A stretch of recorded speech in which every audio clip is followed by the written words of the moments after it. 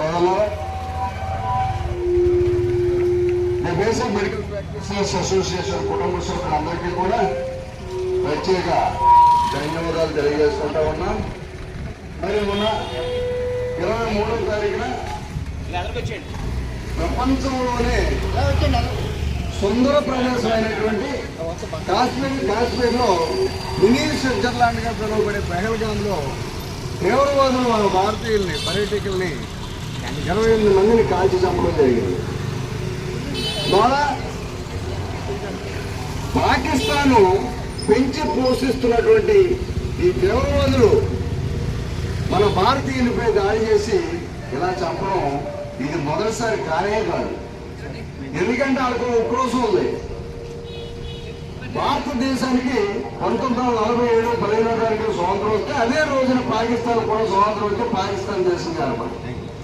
మేము ప్రపంచ దేశాలతో పోటీ పడి ప్రపంచ దేశంలో ఒక దేశంగా ముందుకు వెళ్తున్నటువంటి భారతదేశాన్ని చూసి వాళ్ళు కుళ్ళుకొని వాళ్ళు అభివృద్ధి చెందలేక మన భారతదేశం మీద ఈర్ష్య అసూయలతో విదేశాలకు సంబంధించినటువంటి మినిస్టర్స్ కానీ పర్యాటకులు కానీ ఎవరు వచ్చినా ఇటువంటి దాడులు చేసి వాళ్ళని చంపడం జరుగుతూ ఉంది.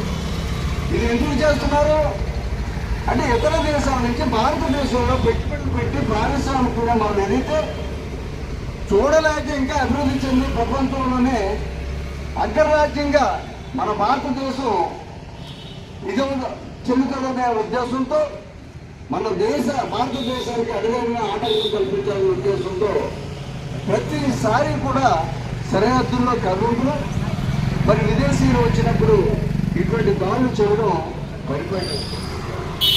మరి ఇది ముస్లిం హిందువుల దాడి మాత్రం కాదు, ఓన్లీ పాకిస్తాన్ టెర్రరిజం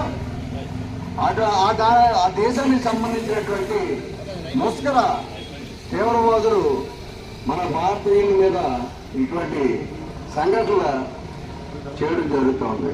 మరి ఇవాళ మన సంఘటనలో మరణించినటువంటి మన భారతీయ సోదరులందరికీ కూడా మన అసోసియేషన్ తరఫున ప్రత్యేకంగా శ్రద్ధాంజలి ఘటిస్తూ